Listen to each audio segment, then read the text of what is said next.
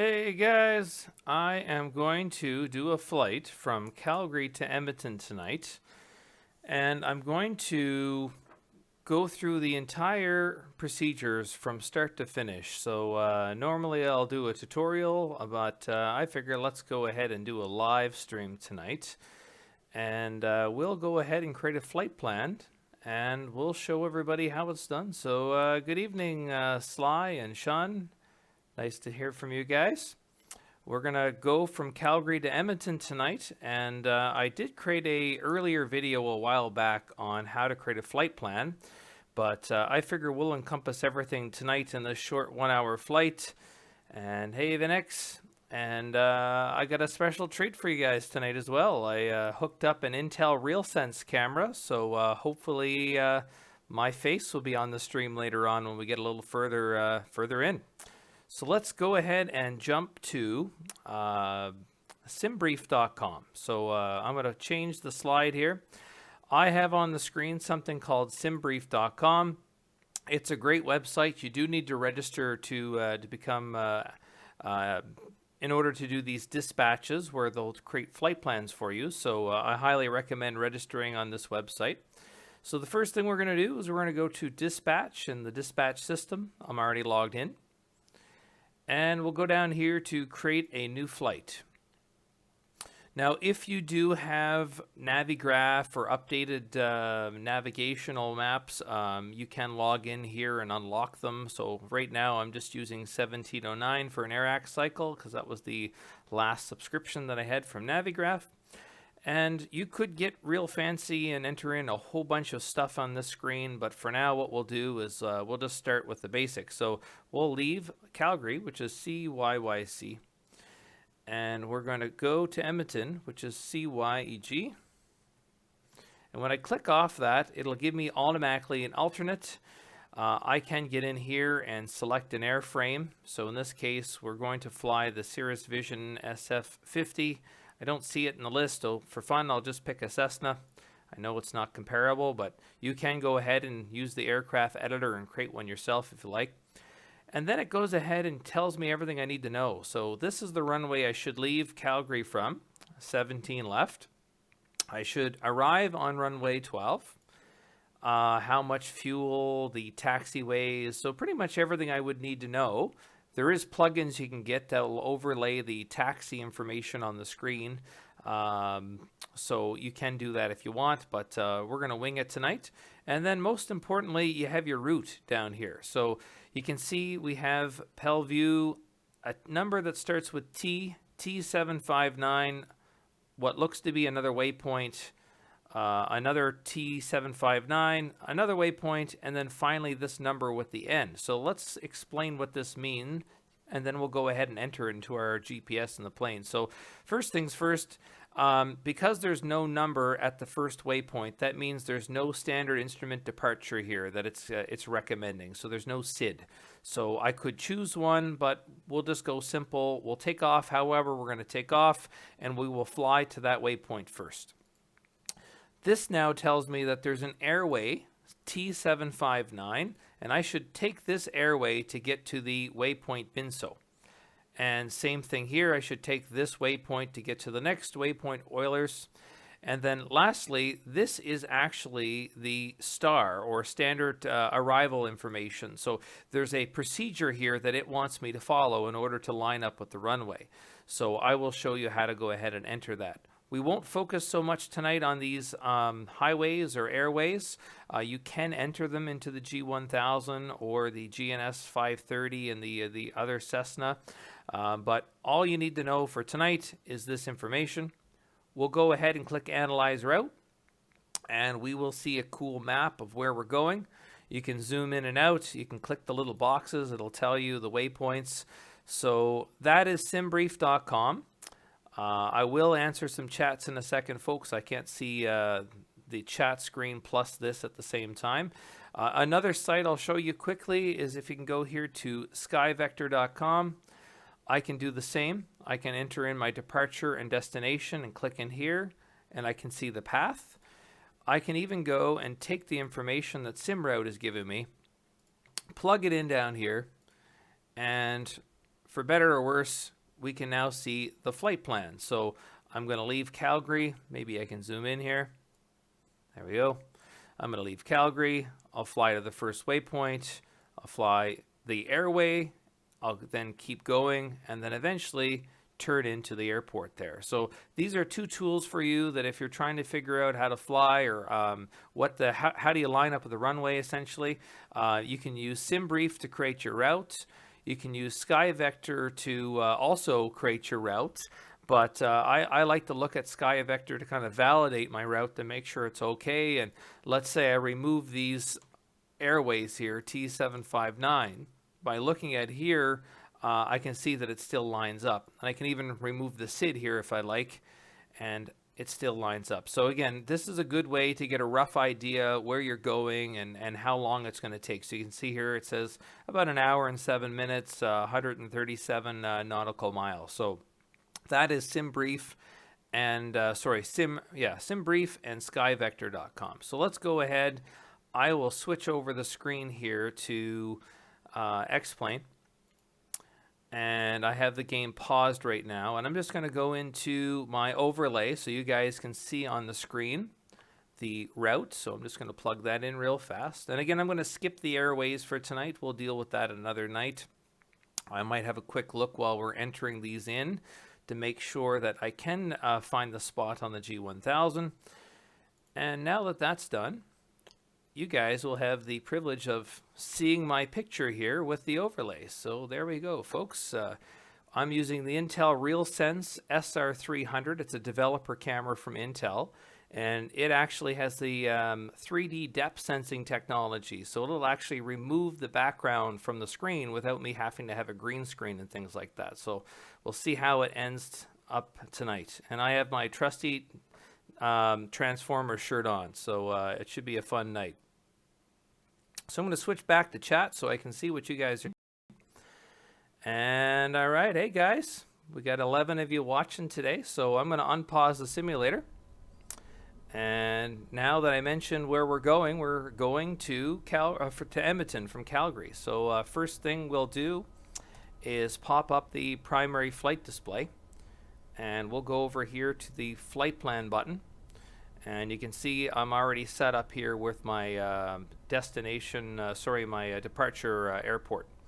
So we'll use the FMS knob and we'll go one in and we'll set up the next waypoint to be PEVLU. So let's start turning some knobs until we get to that. So there's P, E. We'll go backwards so it's quicker. E, V, L, and U. Really wish I could do this through a keyboard, but it is what it is.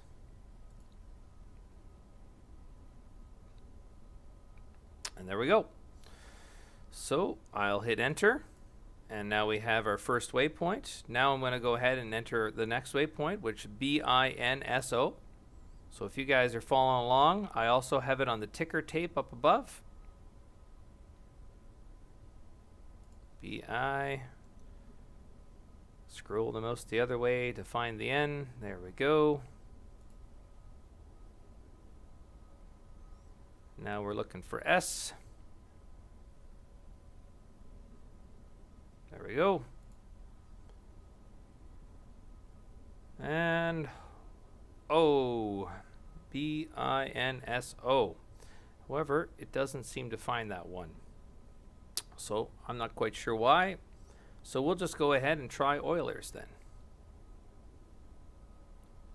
The good and bad of a live stream, folks. Sometimes things work and sometimes they don't. So we'll take our chances. OILRS.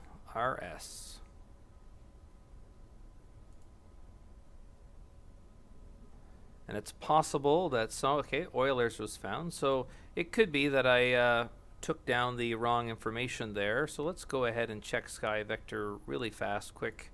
I just want to make sure that I didn't mess that up. And if we go to SimBrief and we look down here, BISNO. So I just reversed it, folks. BINSO. Let me also update the ticker tape. So actually I had the ticker tape right, so fair enough. Let's go in and we'll switch back to the overlays and we'll switch back to X-Plane. So this is easy. This is actually a good lesson here. If I want to insert something between 2 points, all I have to do is go to the point below the point I want to have it insert at. So since I want actually BINSO to be inside this particular, between the Pell view and the Oilers, all I have to do is highlight my cursor to the Oilers, and then I'll be able to do that. So let's go ahead and start entering in BISNO. We'll get it right this time. Then we'll take off and we'll have some fun. B I. And you can always go direct to, however I do try to like to take something and get something out of each flight.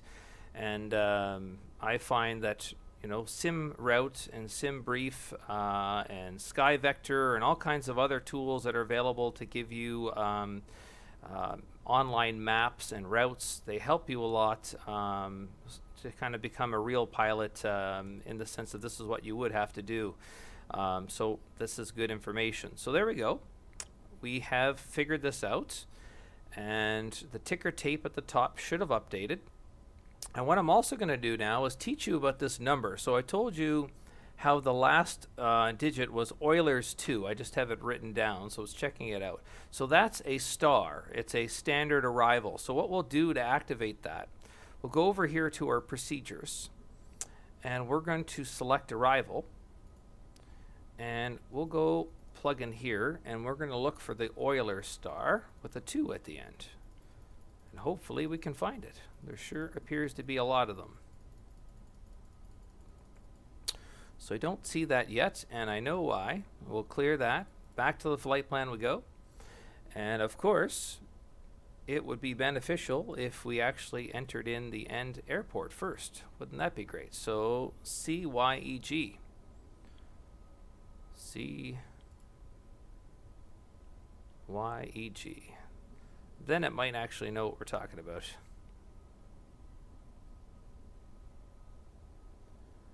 I always wondered how long a pilot sits inside the plane in those big jets when you're about to take off doing this flight planning, or how much of it just comes from head office and it's already pre-programmed for you. So we kind of seen how much it takes for us just as a general aviation plane to do this work. So now that we have our destination, which is Edmonton, we'll select it and hit procedure. Now we'll select arrival, and it doesn't see anything. So let's go back and select approach and see if that gives us something. So that gives us some information, but it doesn't actually give us our star, which is what I want. So why not? So let's go ahead one more time. Arrival. So it doesn't like that at all. Departure. So maybe we'll do some wigging, and we won't worry about the star tonight. I'm just checking out one more time. We got this, we got this, we got Oilers, and we're CYEG. Yep, so we'll just go ahead and go from there and see what happens. So we may work out, we may not work out. I'm just going to check the questions quick. So can you guys see the camera okay, or do you guys see a bunch of pixelation in the background? I agree, Sean. I do like those two tools. And can you skip waypoints between? Yeah, of course, yep. So let's say I am right here, and I would like to jump to Binso. All I would have to do is let's just see here.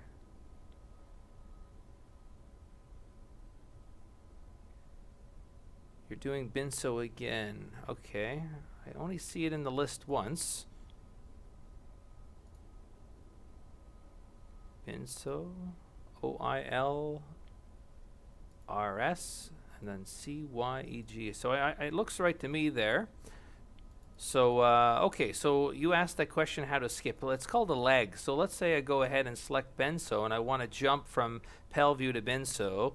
All I would have to do is click on the menu button here, and then activate leg here. And by doing that, it's going to jump right to that waypoint. So I'm just going to hit clear for now, because I would like the whole thing.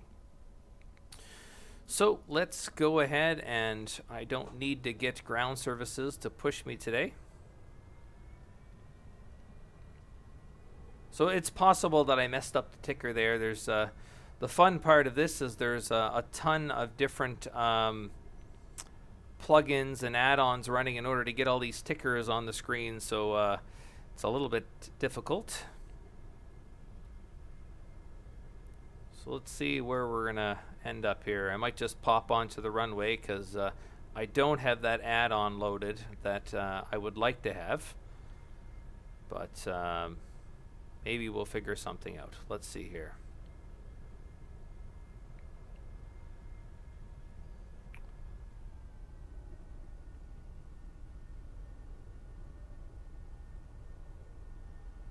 So we're going to get on this runway, or this taxiway here, and see where we're heading. We are not heading in the right directions from what I can tell. It's another thing I wish I had some advice and guidance on from different folks and how they find the taxiway and all that stuff. It is quite difficult. There is a great taxiway plugin available, but it does kind of slow down your PC, I find. So here's what we're going to do. We're going to cheat slightly. We're going to go to the flight configuration screen, and we are going to pop ourselves on to 17 left, because it'll save you from having to see a whole bunch of darkness, and it'll save me from having to figure out where I'm at. Thanks very much. Appreciate all your comments there, guys. So I'm learning myself, so we're all learning together. So that's what I like about this. So if you guys don't like the bars around my video, let me know, and I could switch the overlay. So let me try something here. Let's just do that. Is that better without the bars, or would you prefer kind of the outline that shows the bars? So I'll leave it in your corner, guys, to say what you guys like while I set up the GPS. So we will go ahead and up our flaps by 10, or down our flaps, that is. And we are taking off from 17 left, so that means we're going to set our heading to 170. So we will go to the heading knob here and turn it until it says 170, because you should always fly the heading of the runway for a period until you go about your merry way. So we have that set up. We're now setting up to 170. So do you guys like this better? Okay, so I'll play around more in the future with trying to do that. And if you don't want to see this ugly face of mine, let me know that too, and I can get rid of that. So if you want to see more of the X-Plane screen, so just let me know. It's your guys' call. So I'm just trying to give you some good lessons so that you guys can get some experience. So you let me know what you guys want, and I can turn it on and off at different times. Your choice. So before I take off, you let me know if I should keep it on or off.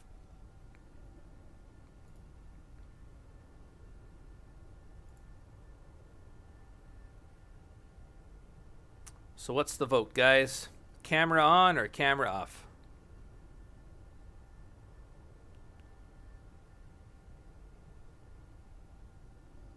Alright, so what we'll do is I'm going to pop the camera off for now so you guys can see the full screen and the ticker tape. We got 131 nautical miles. You have the information on the screen. It should be kind of fun because I don't have a SID to fly to, so I don't know how straight in we're going to be, but it is what it is. So I currently have, and it's hard to see because of the when I turned the Intel RealSense camera on, it cuts out anything that's not moving. So okay, well, I'm getting some comments to leave the camera on, so we'll turn it back on.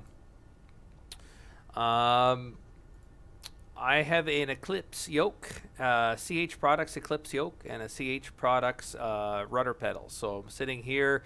You guys can't see that because this camera is kind of like mimicking a green screen, so it cuts out the background, and you only see kind of what my movements and things like that. So let's get in the air, folks. We have put the flaps down to 10%. And I'm going to take off, and then I'll answer some more questions once we get in the air. So away we go.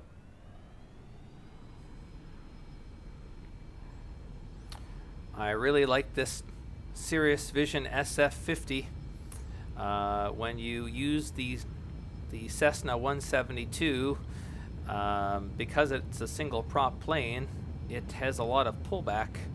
So basically, I find it's difficult. You have to use your rudder pedals a lot to kind of counter the centrifugal force there. So we'll bring up our landing gear, and we're going to go to the primary flight display, turn the autopilot on, and turn heading mode on. So now we'll stay at the heading of 170, and I'm just going to keep things going here until we get to about, let's say, 10,000 feet's good for now. So let's set that to 10,000, not 10,900. And I'm happy with this speed, so I'm going to hit flight change. There we go. And away we go. So a couple questions. So how often do I stream? I only started doing this maybe about a week and a half ago. I've been trying to get things set up, so I'm having a good time now. What I'm going to try to do is create the videos that I think are serious and that I need people to really understand. I'm going to raise my flaps now so I can go a little faster. So videos that I think are serious and I want people to actually learn, I will create tutorials and make them short and concise like I normally do. And for the rest of the videos, once or twice a week, I'm just going to play around with the live stream. We'll try different things. I installed something called FS Economy last week, and I just got the username and password, and it's kind of like you go to this website, and what happens is you don't own anything. You start with $0 and you accept some jobs. So basically, you go to an airport and you say, okay, there's a job here to pick up a passenger and take them over here. And then you have to find an airplane, you have to rent it. It may or may not have an autopilot, and if it doesn't and you rent it, basically it disables the autopilot, so you're now flying it manually. So it's kind of cool. So now I'm done at heading mode. I'm going to go ahead and activate nav, and now that'll start following my GPS path. The beep that you just heard is going to bring me, because we're now 1,000 feet away from our desired altitude, at 10,000, and you can see we're on our way to Bellevue here, which is 27 nautical miles away.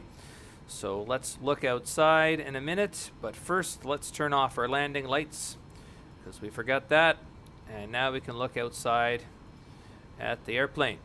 So someone asked, what video card do I have? I have the 980 Ti. Not so good for mining bitcoins, but definitely good for X-Plane. However, I do find that X-Plane is better with CPU than video card, but I was reading a lot of the blogs, and it apparently there's an update. I think it's 11.20 that's coming out, and when 11.20 comes out of X-Plane, it's supposed to leverage your video card more than the CPU, and then I think it'll be able to leverage the power of the 980 Ti a lot more. And I did... I ran there. I did use the CYYC Pro Flight before, and it's pretty cool. So I did find, though, driver issues. So with the CYYC, I had to really work hard to get the driver to work on Windows 10. So perhaps they updated it in the last couple of years that I played with it, but I really like the CH products for one reason. There is rudder pedals right on the actual yoke. So it's better if you have the actual rudder pedals themselves. But if you don't have the rudder pedals, we're just going to slow things down a bit because we're kind of overspeeding. We're going at jumbo jet speeds here in this small little Sirius Vision. But there is rudder pedals that you can use with your thumb. So while you're kind of steering the actual rudder pedal here, the yoke, you can use your thumbs to actually activate the rudder pedals, which is really cool. So if you have a small space or you don't want to spend a lot of money, if you get the CH Products yoke, you can do everything in one spot essentially, which is kind of nice. The Hotas, I was thinking about that, and that's pretty cool. So I have a sit-stand desk. I bought it at IKEA, and it's kind of nice because I could stand up and fly, or I can sit down and fly, and I can adjust it to my the height that I would like with my yoke. And I have a 2-monitor setup. So I have one monitor on the right, which I'm looking at. That's why when you see my head kind of turn, I'm looking at the chat to see what you guys are saying. And then I have the monitor on the left-hand side, which is basically a 39-inch Acer Predator curved, which is beautiful and it's immersive. So when you're flying, it's like you're really watching the aircraft, which is awesome.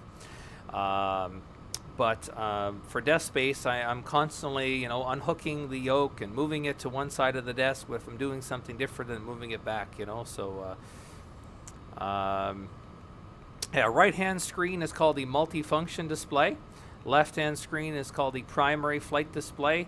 So let's see if we can sneak both on the screen at the same time. I don't think we're going to be able to. The way the resolution I have. I had to kind of tone down the resolution for you guys. I normally run at 3440 by 1440, but that doesn't look so hot on YouTube, so I do this.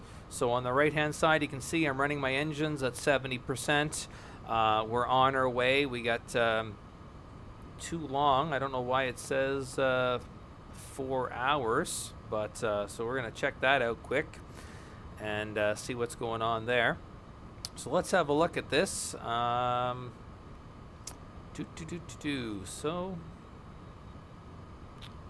that's 4 minutes, I guess. Okay, fair enough. My mistake.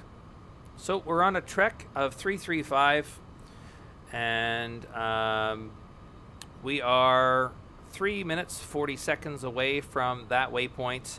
What I'll show you here on the left hand side, the flight plan, I have my various waypoints set up. I'll close the primary flight display, and what we'll do is we'll use the FMS wheel and we'll scroll to the right, and what we'll get here is our top view overlay. So you can see here the nearest airports, nearest VORs, NDBs. You can get all the information you want, and you can use this to zoom in on different spots. Now I'm looking at 8 nautical miles away. So here what we'll do is the range. We'll zoom out a bit. The plus is actually zooming out so you can see more. So this is like 20 nautical miles, so you can see more. You can also declutter the map with this declutter button here.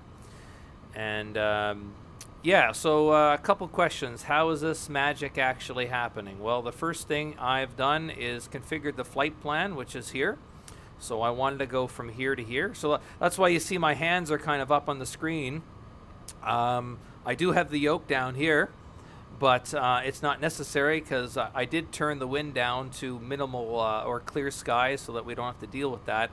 But what's happening is now that the flight plan is activated, what I've done is 2 things. I clicked on the autopilot button here, AP. That activates the autopilot, and then you get this magenta or purple kind of arrow, which is what I should be flying if the plane's not flying it for me automatically.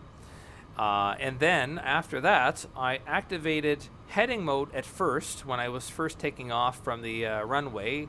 The runway I took off from is 17 left, so I have right now 170. Always add a 0 at the end if it's only 2 digits. So that's 170 degrees. I flew that with heading for a bit. And then once I got to about 1,000 feet or a little more and then past the runway, I activated nav. And the nav is now following the GPS.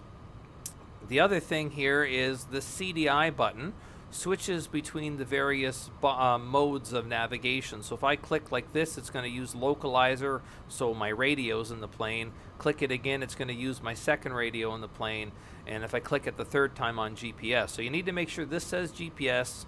You also need to make sure that you have a flight plan in there. And as long as you got those 2 things in there, life should be golden for you. And then to maintain my altitude, I use the altitude knob here to set an altitude of 10,000 feet. And then I use flight level change. Flight level change respects my speed. So if I've reached the speed from takeoff of the airport that I was taking off from Calgary, and I was happy with my speed, once I hit flight level change, then the second I basically raise the flaps up from the 10 to 0, then I'm going to gain an increase in speed, which will then basically have some extra wiggle room to give me that ascent speed that I'm looking for, if that makes sense. So the recap, flight level change, you can go up or down to your desired altitude at the speed that you were whenever you activated. VNav will just do it. It doesn't care about what your speed is. It's just going to go up or down however many feet per minute you say. It doesn't care less about the speed at all. So let's have a look here. So yeah, so right now I'm following the purple line. The first waypoint is Pevlu, and you can see it just turned purple here on the right. So now I'm going to be turning on to the second waypoint. The second waypoint is 18 minutes away. The total flight time tonight, folks, we're looking at about an hour and 7 minutes. So I'll speed up things a little bit here. We'll set our engine to say 85. That'll get us there a little quicker. And now you can see it's not really following that magenta line as Sly mentioned. So let's figure out why. And it could be because I showed you earlier the CDI button. I showed you how it switched between nav 1 and nav 2, and then I switched back to GPS. When I clicked that, it took off the nav button here. So I had to reactivate the nav. So if you look up top here, you can see GPS and autopilot. That is basically nav. So when I click CDI here, see how nav changed the role? So when I go back to GPS again, even though it looks like things are okay, it's still in roll mode. It's not actually with the GPS. So I have to activate nav again. So anyway, Sly, we learned something new, so cool. Like that's my goal of every single flight, folks, is to learn something new. So that was a very good tip, is if you're flying and you change your CDI to something else like nav 1 or nav 2 and you go back to GPS, you will not be following the GPS until you actually go ahead and activate the nav button again. So let's check things out. Let's open up our map here and see where we are. And what I'd like to do is hit this button. So looking at things, we took off from runway 17 left. Yep, that's it. We flew this way. And now we're on that. If you refer back to the start of the video where our simroute.com mentioned an airway. It was T759. Look at that, T759. So I'm following this airway. We're still on the airway to our next waypoint, which is Binso. And then we're going to keep following this airway till we get to Oilers. And then somewhere around here will be our airport that we're looking for. I don't see it yet, but we're going to hope for the best. And I'm going to scroll in, see what's going on. But as we get a little closer, we'll see that. But again, you can see here that there is my waypoint that we're heading to. So looking at the chat again.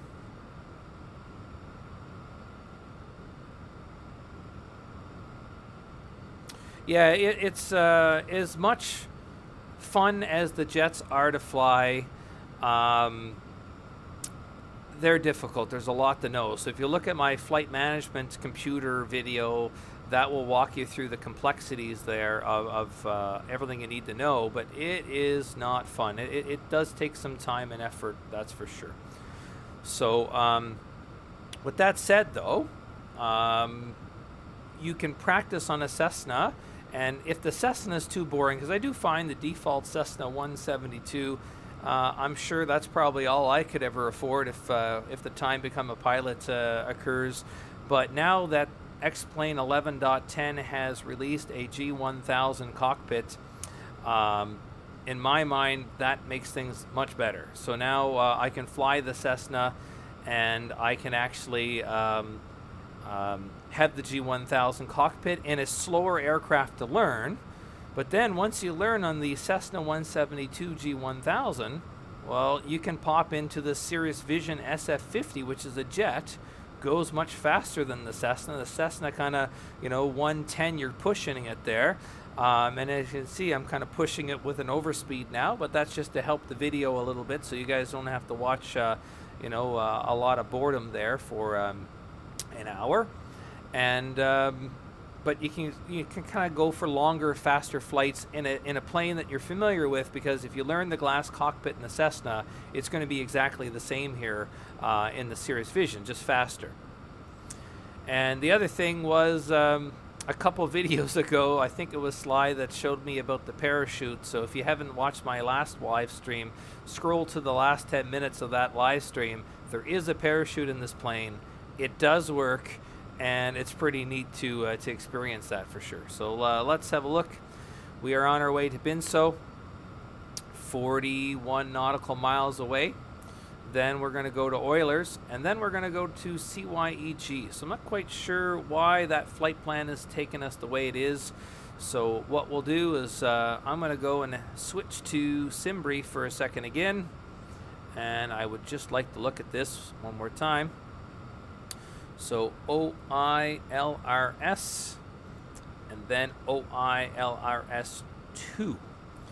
So normally though, this would be our star, and for some reason I don't see that. So let's have a little fun. Let's go back to X-Plane,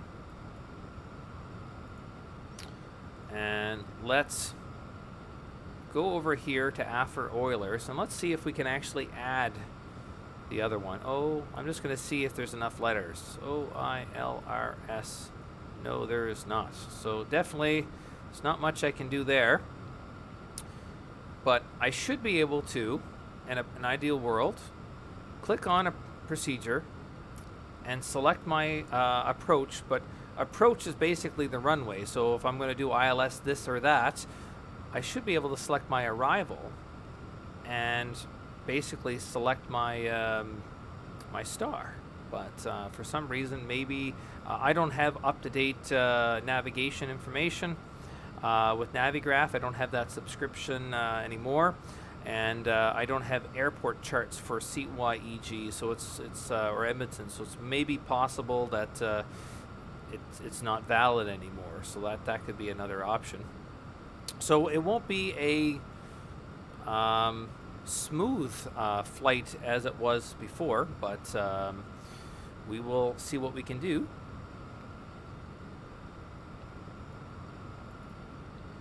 I'm just reading the chat here.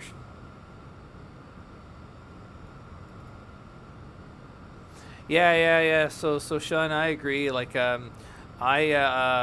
I would love to fly a lot of routes to Canada, but like even just Ottawa to Toronto is a long enough time in a Cessna. So about now that I have the Cirrus Vision pre-X-Plane 11.10, had a lot of bugs with it, I found, and not everything was working in it. But now with the G1000, it's probably going to be my preferred plane to fly. It's less complicated than the jets. You don't have to deal with the flight management computer. The knowledge that you learn from the Cessna 172 apply to this. So in my mind, this is the way to go. So let's have a look. We are 6 minutes away from our next waypoint. We are still on the route, our airway. And let's zoom out further. I'm interested in seeing where we're going. So CYQF.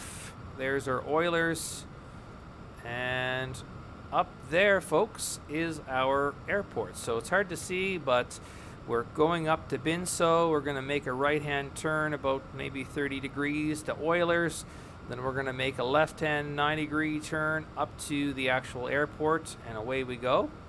So let's go ahead and zoom back out again. That's 150 miles we're looking at now.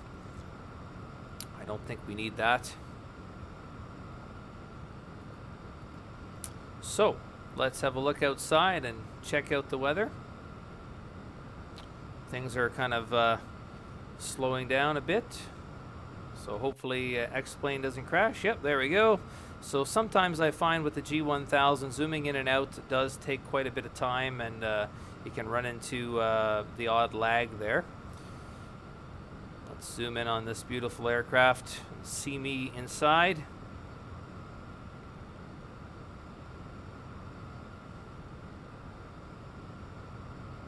There we go. So just like in the video on my webcam where I have my headphones on, I have my headphones on inside the plane too. So to recap, we're flying from Calgary to Edmonton in a Sirius Vision SF50. You guys have the pleasure of seeing my beautiful face on the webcam. The ticker tape appears to be updating, so if anyone in the chat can do a little comment there to let me know if that's working. We'll have a look now without the overlays and get the full aircraft.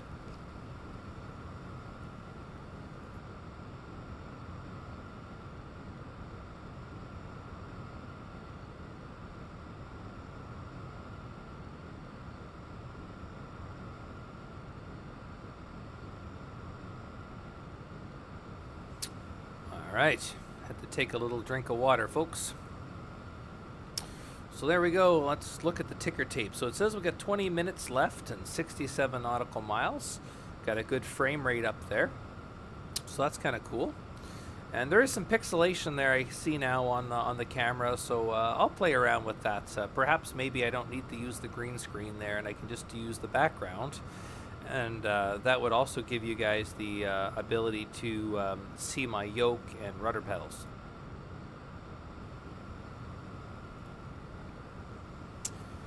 So okay, can you pan the map was a question. So David asked that. So let's go ahead and zoom in first.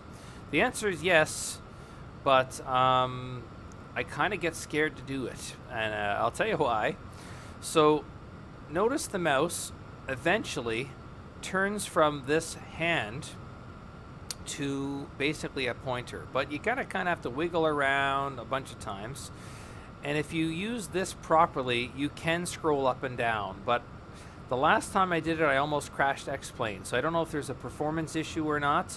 But yes, we'll say if I wasn't doing a live stream, I'd take the chance. But you can play around up here once your mouse turns to this hand, and it will pan around. Maybe here, let me see what I can do. Is it going to work for me, folks? There we go. Is it going to work? No, because that's how it works in a live stream. But yes, the answer is you can pan. I have done it before. But it is finicky because there's a lot of bugs. So, I mean, a case in point here, let's zoom in on the controls. Look at the primary flight display. Look at the multifunction display. Do you notice something? A few seconds ago, when I had the pop-out display, there was a whole bunch of autopilot controls. They're gone. So in the actual cockpit itself, they're not there. So you can see, like, there's no autopilot controls. But if I click it, now over here on the left-hand side, there's all my autopilot controls. So, you know, I think X-Plane's got a couple bugs to work out. But I did click this enough random times and get it to pan. Maybe I gotta click it first. Let's see here. It does say push to pan. So now that I did, there we go, okay. So maybe I'm just the one that's buggy. So yeah, okay, so what happened? I clicked the middle button once, and now I can pan. Awesome, so we learned two things tonight. So yeah, we learned when we switch the CDI, that we also have to reactivate our nav button. And we learned that the reason why I thought it was bugged was because you actually have to click this middle pan button first. And when I re-clicked it again, it's centered again. So let's try that. I click it. I will get the hand and move up and say, okay, that's where we're going. And then I click it again, and away we go. So the last live stream, Raki, the last live stream I did do ATC, and it was actually way more improved than the first video I did.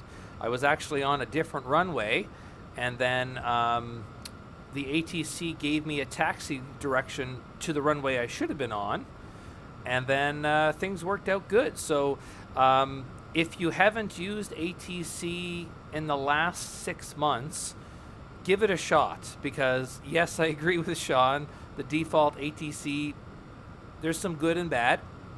And it looks like we're about to turn here, folks. We'll zoom in here, and you can see the magenta line here switch from Bento to the next one, to Oilers.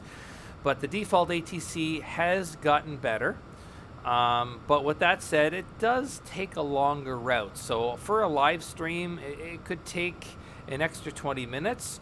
The other thing is it talks over me. So if I'm trying to talk, all you're going to hear is the chatter of the ATC in the background. So it's not necessarily fun. So I might play with VATSIM. VATSIM's okay. I have to get a little bit better, I think, first. I tried VATSIM 1 or 2 times, kind of got nervous with the air traffic controller, gave me some procedures that I wasn't familiar with. So I decided not to use that. So this is all native. This is X-Plane 11 native. There's no plugins here. I'll show you. Let me. The proof is in the pudding, they say. So here is native X-Plane. We'll go to plugins and plugin and min, and you can see what I have. I have a Python interface, which is required for this game that I told you about. I have this, pronounce it however you want to pronounce it, which is the ticker tape that you see at the top of my live stream. I have ground traffic, which is basically built into a couple of the airports in X-Plane, and then XULA, which is a default. So pretty much native. And then what happens is this X economy here, this is that thing I was talking to you about, where you basically log in and it's like you're simulating having to fly cargo from one place to another place. And it makes a game of it. So you start off with $0. You have to, maybe you're flying from Ottawa to Toronto, but the plane's in Montreal. So you have to go to Montreal, pick it up, pay for fuel from Montreal to Ottawa, get to Ottawa, pick up your cargo, fly to Toronto, and then you get paid. But then you got to pay for the fuel, and every so many hours there's random crashes and breakdowns, and some of the aircraft don't have autopilot, so it'll actually be disabled. You'll go in here to the autopilot, and you'll try to click autopilot, and it'll say, sorry, bud, no autopilot. So if you're into trying to use X-Plane as an actual kind of game, it's pretty fun. But unfortunately, the first one that I tried was a 4-hour manual flight with no autopilot. So I said no to that. So unfortunately, 4 hours in a Cessna, looking at a computer screen. If it was in a real flight, I think it'd be fun. But looking at a computer screen 4 hours and not moving with no autopilot, just say no was my answer there. Okay, let's have a look. We just made our turn. We're now on our final leg here.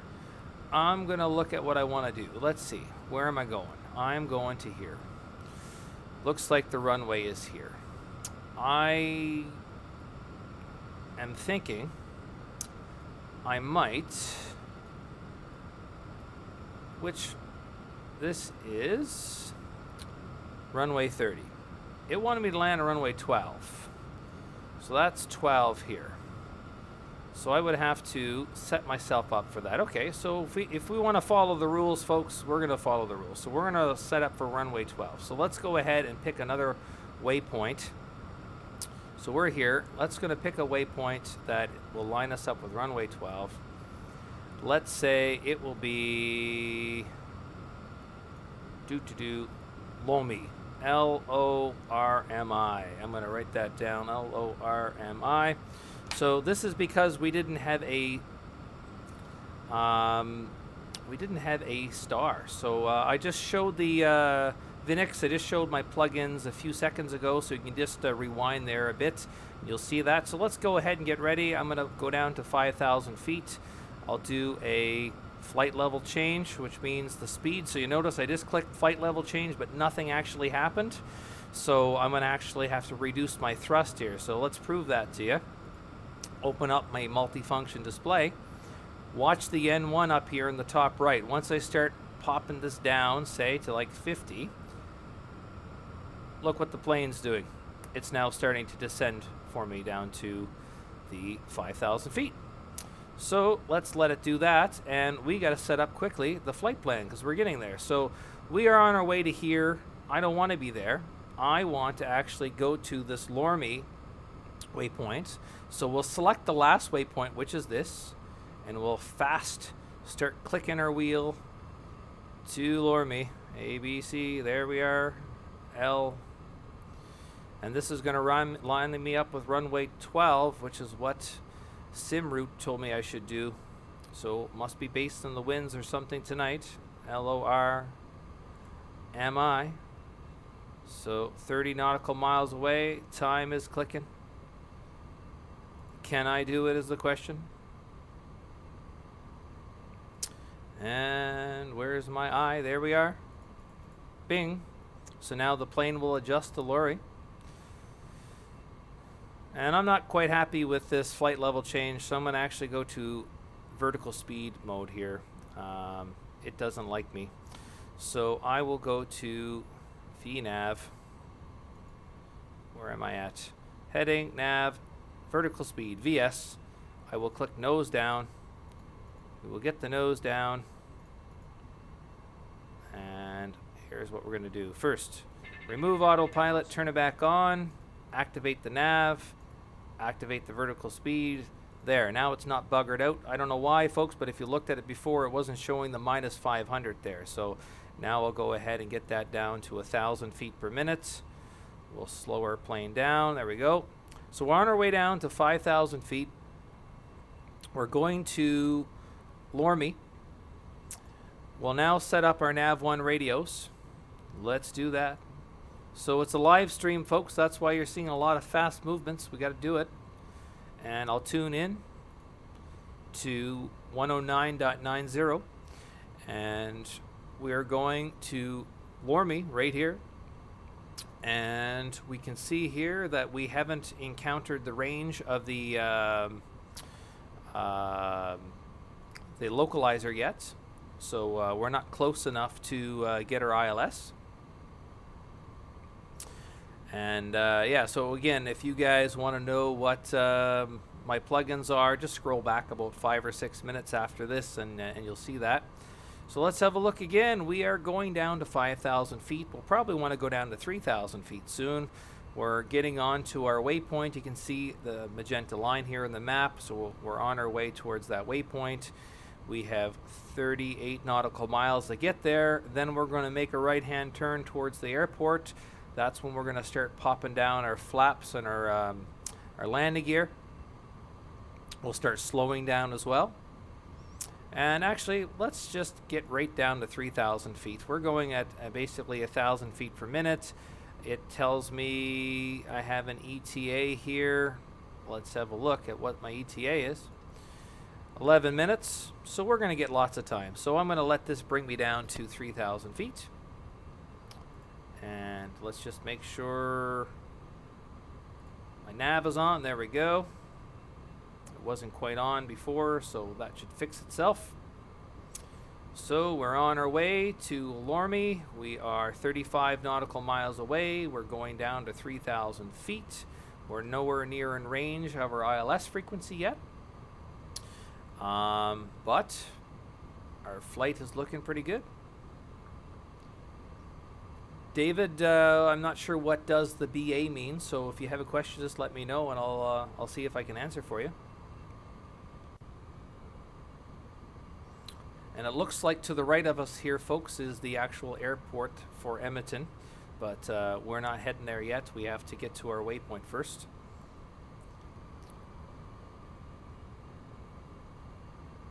So, Thelosinus V, I use simroute.com. So at the start of the stream, if you use the rewind to the first 5 minutes of the stream later on, you'll see how I created the flight plan. I used something called simroute.com to tell me the waypoints I needed to use. I went ahead and entered those into the GPS here. You can see on the screen, these are the waypoints. So I'm heading to a waypoint called Lorme. I do use the ATC, so if you look at the live stream that I did last week or a couple days ago, I did use the ATC. I don't want to do the same thing every flight, folks, so I have to kind of bounce around. So I did a day flight last time, so we're doing a night one today, that type of thing. So I keep saying, yeah, sorry about that, guys. I keep saying SimRoute because that is another one. So SimRoute was something I used to use a lot. Now SimBrief is the one I primarily use now. So sorry, I keep saying SimRoute. Apologize for that. So we are 2,000-ish feet away from our desired altitude, going 177 knots. If you look here at the ticker tape on the bottom, we have a true airspeed indication of 193 knots. We're following the magenta line, which is good. The bottom right, we have our local time, which is 8:27, and we also have standby. So we're not actually configured with our transponder right now. If we were using real ATC, we would do that. And the VNAV function, I could not get that to work in this aircraft yet. So the VNAV does work on the 737. So if you look at the video on the flight management computer that I did, and a few of those, you'll see the VNAV work. I have not seen this work. Whenever I click on like TMR ref, you can see here I can enter in my glide slope stuff manually, but I can't actually get inside the box. If I try to rotate, see how it just jumps between start and off? I can't actually get in there. So I do not think the VNAV has been activated yet by Laminar Research yet. So I don't think that is the case. Bill Bain, if the question is how am I getting the ticker tape up top, I'm using something called Ben Overlay. Ben Overlay is a piece of software that Ben, I guess, wrote, and it reads information inside of X-Plane, creates HTML files, and I can overlay those HTML files into my live stream. Why am I doing this, you might ask? Well, it's for your benefit. If you would like to follow my flight plan and do the same flight that I just did, you'll be able to do that by the ticker tape. You'll see my headings. You'll see when I'm landing. So notice the plane on the actual ticker at the top left.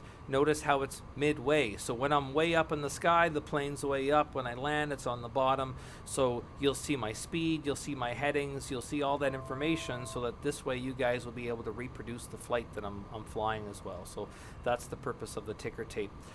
In my tutorial videos that I create, I'm also going to use the ticker tape so that you guys can get that information as well. So looking at the ticker tape, looks like we're getting close. It is a little bit off, folks, because it doesn't read the entire GPS flight plan. It just reads to and from. So it does say that we're 18-ish nautical miles away. We're not. We're more like 25, because we're going to go to Lorme first, and then we're going to loop back around and get on the glide slope. So it looks like we are 21 nautical miles away from Lorme. Looks like we're on a pretty good altitude. Let's check out the map and see what's going on. So we're passing the airport here on the right. So let's recap. Flight plan today. You can see we took an airway, T759. We went to Binso. We went back on that same airway. We went to Oilers. We're now kind of, I'll call it freestyling, as they say in American pickers or Canadian pickers. So we're freestyling. And we're getting to a waypoint called Limo, and we'll see what happens there. So we are getting there. I'm going to bump it up to about 3,500 feet, actually, folks. It seems a little low to me. So let's get the vertical speed going up. Turn the autopilot off because things are kind of going weird. Speed up a bit. So I'll do autopilot, nav, vertical speed, nose up, and we'll do that till we get to 3,500. Get a little more altitude, because when you turn you do lose altitude, so we'll do that. So I'm happy with this speed. I don't need too much more. And let's see, 3,500. 17 nautical miles away. I'm just kind of taking everything in, folks, I still don't see our localizer yet, so don't know why, but I should be getting something. I tuned nav 1 and 2 to the ILS here, which is for runway 12. And again, I was in the ideal world, there would be an approach for me. I click a single button, it's called a star. I would have select that according to SimBrief. Haha, I said it right this time, Sly. I should have used the Oilers 2 star, but whenever we got into the flight plan, there was no option in there. So perhaps I'm using old navigation information. Maybe I got to sign up for Navigraph again for a month to get my information up to date again and kind of go from there. So let's look. We're still going. We're 3,500 feet. The airport's behind us. We're going to Lorme over here, and looks like we got another aircraft that's we'll get to wave to in a minute. And I'm trying to get an idea where this Lorme is. I think it's just ahead of the airport. So if this is the airport here, Lorme is somewhere around here. Here, Lorme, where are you? I saw it earlier. There we go, Lorme. So we are going to go here, and then we're going to turn into here. Once we turn, or start to turn, I'm going to look here where it says approach. Okay? See where it says CYEG? We're actually lucky. It looks like it has it here. We're going to be doing runway 12. And I don't know why I have two options here. I have a duplicate. But now, I should be able to see the glide slope. So we're not set up now because we're not actually heading towards the actual runway, but once we do that, we will, yeah, there we go. Okay, that MD82 is kind of covering things. So once we get past this, Lorme, and we turn, our plane over here is going to line up right here in the middle of this glide slope, and then I should be able to activate my ILS. So we'll see what happens. And you know what? I do got room, and because it's fun, let's bump this up to 3,900. Let's get our vertical speed going. Nose up. 400. No rush. I just want to gain a little more altitude. We should make it for the glide slope still. It's always good to kind of be under 5,000, and then that last lag of the trip, I'd like to get to around 3. But so if you look here at the GPS, we're approaching Lorme. We're at an engine kind of thrust of 78 right now. We're about to make our turn. Once we make our turn, that is when we're going to either use the parachute, folks, if we're not doing a good job, or we're going to make it. So we're making it or breaking it. We don't know what. So we'll see what happens.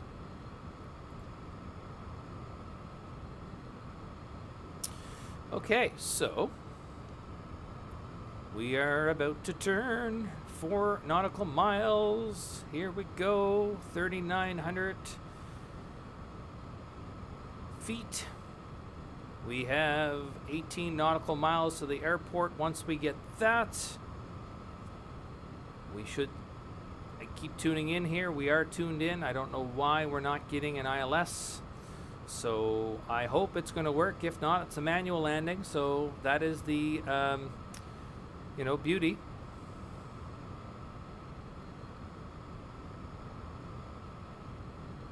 I still remember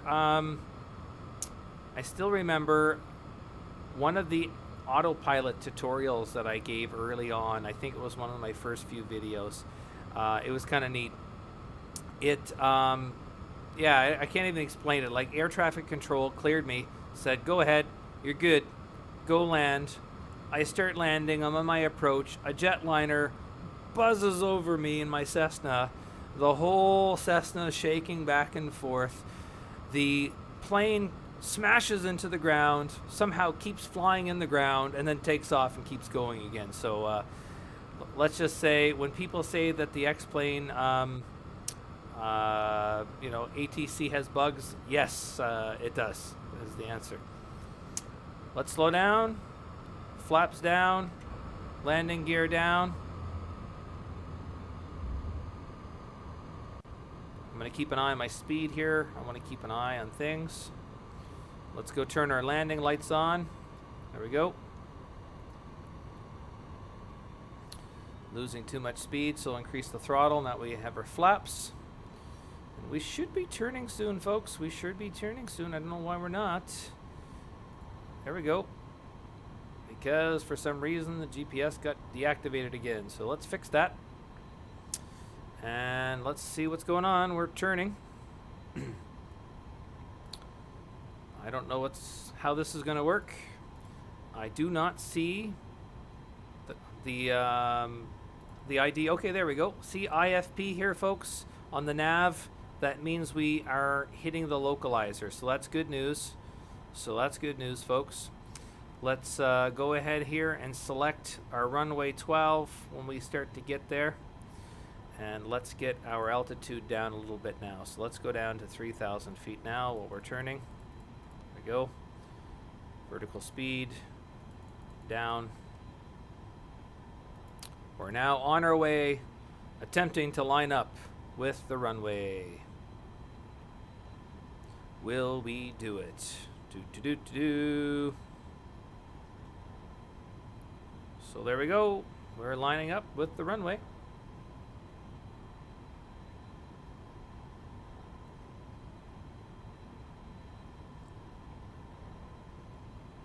Or I thought we are, so I guess we're not. So what's going on here? Why are we going this way? Okay, so fair enough. We're tuned in.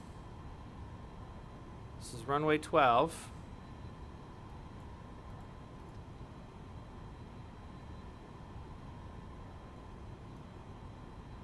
And we'll see what's going to happen here, folks. See what's going to happen.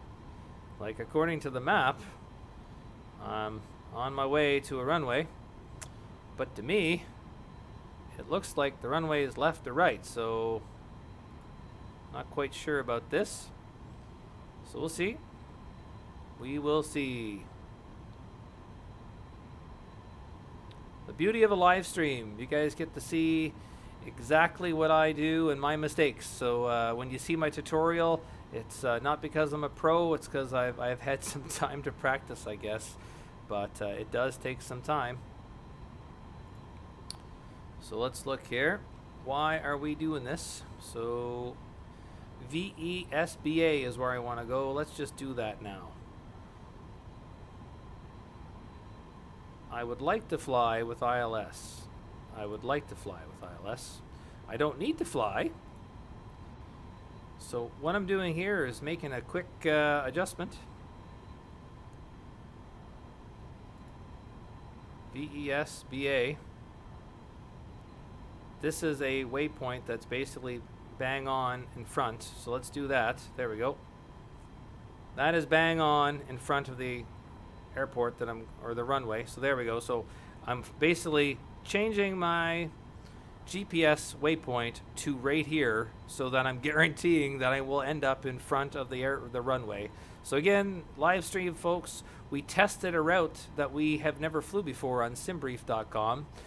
Obviously, the route was good and I was bad, or I was good and the route was bad. But this shows you how you can compensate for if something is not working out in your favor, how you can go ahead and change things. So you've seen here, I couldn't get my star. I was hoping from the Oilers waypoint here that I would just type in my star and it would just magic, but unfortunately that didn't work out.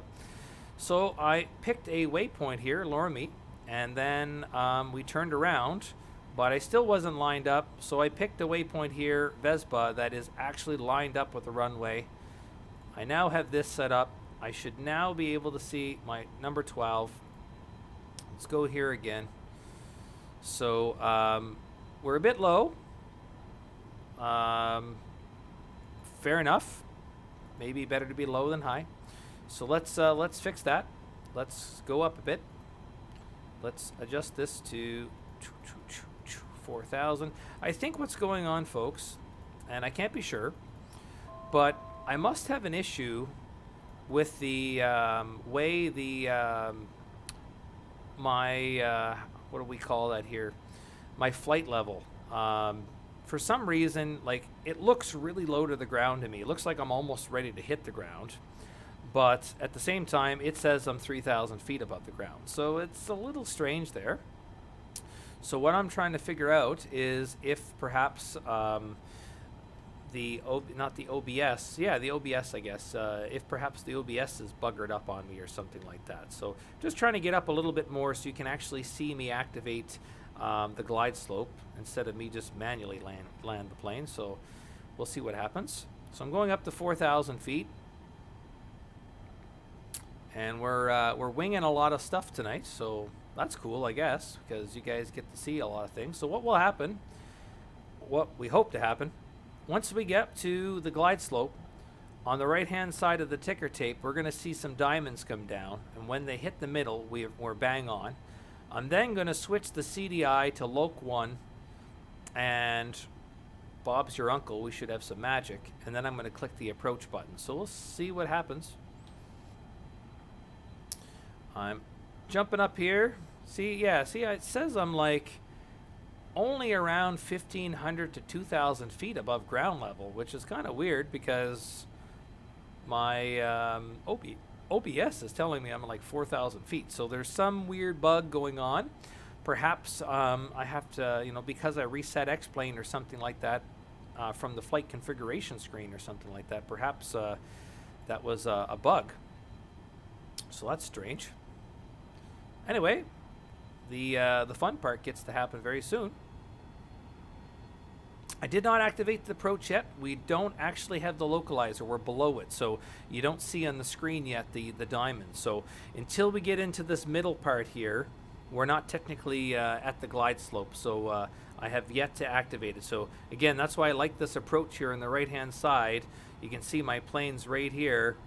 This is the 3-degree glide slope. So when the plane comes into the middle of the glide slope here, and I'm right about here, that's when I'm going to see these diamond bars come up on my primary flight display. So right where my mouse is now, at the top, we're going to see these diamond bars kind of come up here. So we should be seeing them quite shortly.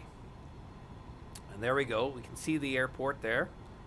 So we should be activating this approach very soon, folks. Very soon. So what I'm going to do is I'm going to turn off the GPS because I don't want it to mess me up anymore, even though it's straight. Okay, here we go. We're getting close. We're lined up. I still don't see my dots, so we don't have that yet. We're getting there. When I get in the middle, I'll be here. And it could be that this particular runway does not have them. So I'm going to go ahead and activate it now. So I will select the CDI for Loc 1. And I'll hit approach. There we go. So now there's our diamonds I was looking for. See the diamond coming down here? The diamond's coming down. The diamond's coming down. When it hits the middle, that is basically going to start automatically. There we go. We're now descending automatically. So this is the localizer. So this little diamond here that you see. So I guess it's been about 3 days since I flew a live stream. So obviously I have to make some mistakes tonight, folks. So what happened was after I switched it to Loc 1, then I saw it. So that's my fault. So I forgot that when you get close and you get within the range of the localizer, you're supposed to basically do that. So there we go. So yes, so that was my mistake. What happened was I had the GPS activated, but GPS, unless you're doing RNAV, which we're not doing, the GPS is not going to help us engage the localizer.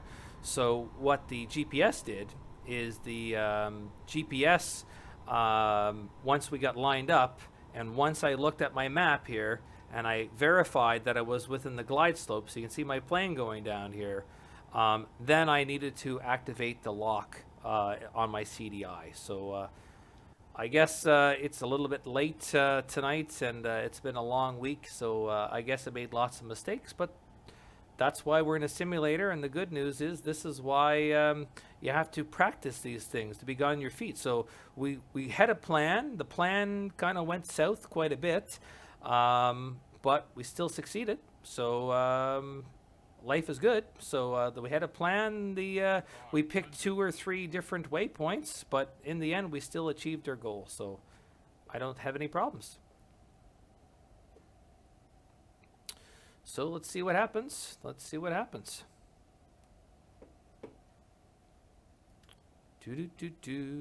And I am soon going to turn off the autopilot because let's just land this myself. Yep. Caution. Let's do that. And I seem to have lost some engines, folks. I seem to have lost the engine, actually.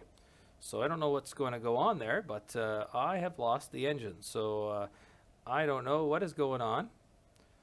But it might be kind of fun here.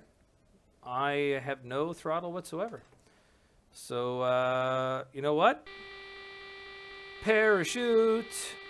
There we go. Parachute. It is. So, we did land a little bit before the runway. But, yeah.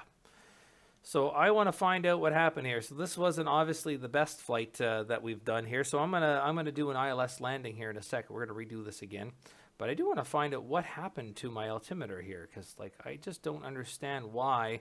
Like, look, I'm on the ground, but it's still set to 2300. So perhaps, yeah, perhaps I need to set it for the correct pressure, but usually it's 18,000 feet that you have to adjust it. So I'm not quite sure why there. So let's go. I can't just quit on that note, folks. That's no fun. So what we're going to do is we're going to succeed. We're going to CYEG. I got a feeling that I ran out of fuel. So, you know, if enough things didn't go wrong, they sure did tonight. So here's what we're going to do. We're going to go out 10 nautical miles away, and we will start that flight and see if we can at least get a successful landing here. So let's get going. There we go.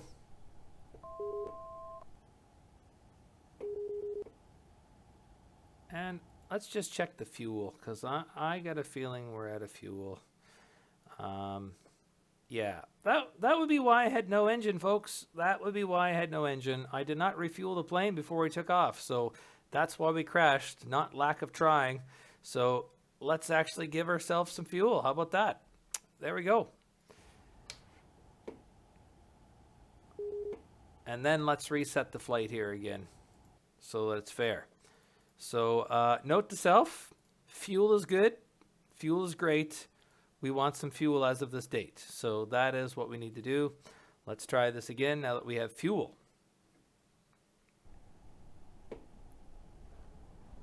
Ah, the sound of engines. The sound of an engine. Okay, so here, let's turn on the autopilot. Let's turn on the localizer, CDI. Let's turn on nav. Let's turn on the approach.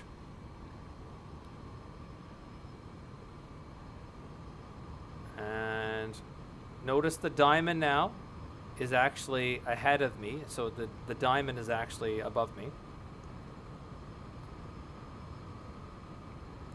So let's go down to 4,000 feet here. So I'm filing this manually right now. So let's zoom in like this so it's a little more real. So I have the autopilot on right now, but I haven't engaged the localizer yet. So here we go. You can see the diamonds here. So I'm going to turn the autopilot on. The localizer is engaged. I'm going to select approach. There we go. See what happens.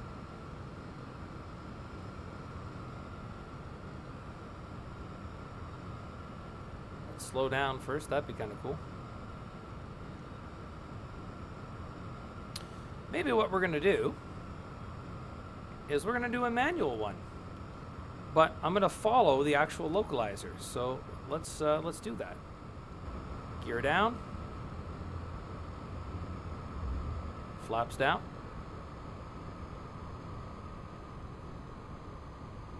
So we'll look here.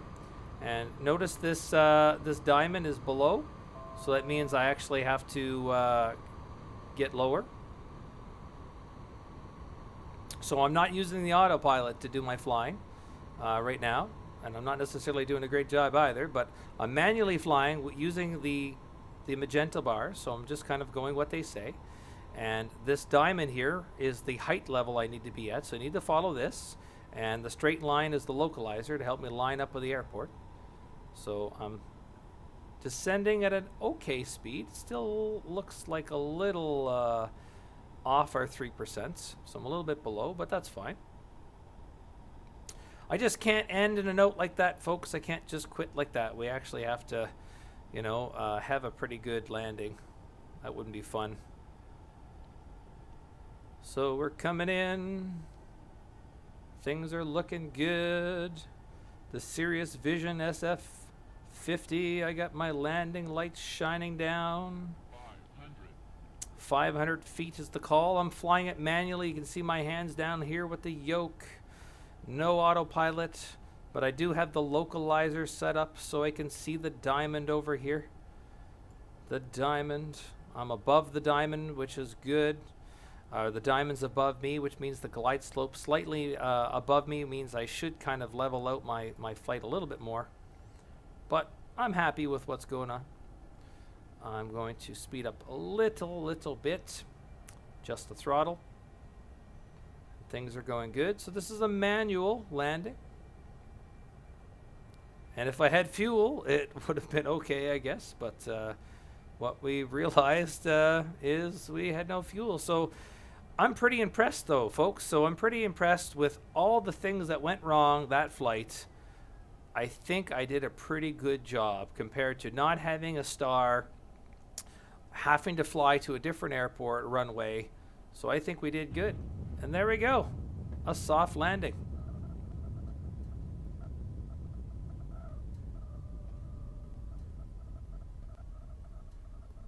There we go, folks.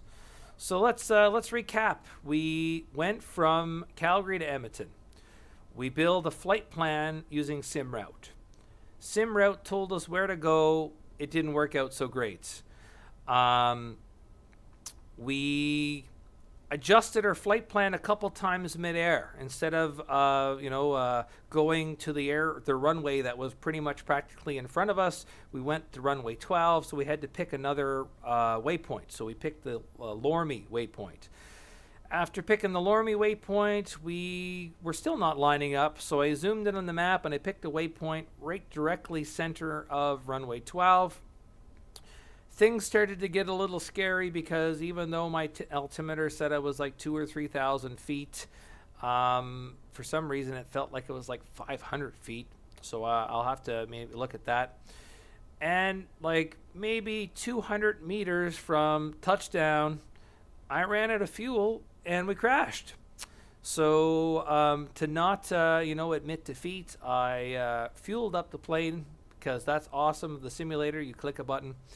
And we did our landing manually, but following the localizer and ILS. So instead of using the autopilot, we just followed through. So I hope you guys had a good night tonight. For those of you that spent the hour and 23 minutes with me, thank you very much. I'm going to try for one or two of these live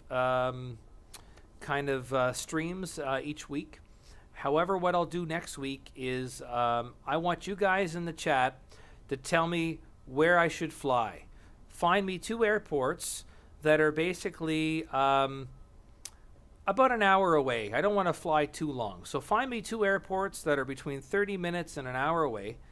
Put it in the chat. So if I close the live stream and the chat's done, once the live stream is published as a video, get into the comments and tell me where I should fly from and where I should fly to. I'll schedule the live streams, which will give all you guys the opportunity to basically, set some time aside and watch it. And we'll do all this again. We'll create a flight plan. We'll make sure that we have a SID and a star, so we have a standard departure and a standard arrival. We'll do the ILS landing, and it should be a great time. But instead of me picking the route, I want to know day or night What plane should I use? Should it be the same Cirrus Vision SF50? Should it be the Cessna 172? Yeah. So, and you tell me where I'm going to go. And thanks, Shun, for your support. Yeah. So I was a little nervous with the mistakes we made, but all in all, I'm kind of glad I made them. It makes you a better person and it teaches you better skills. You have to act quickly on the fly.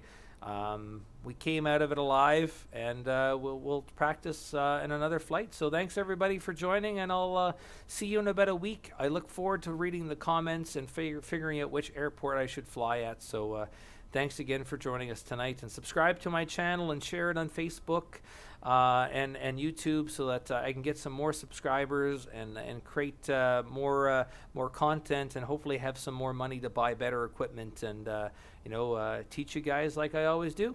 Thanks again, and have a great night.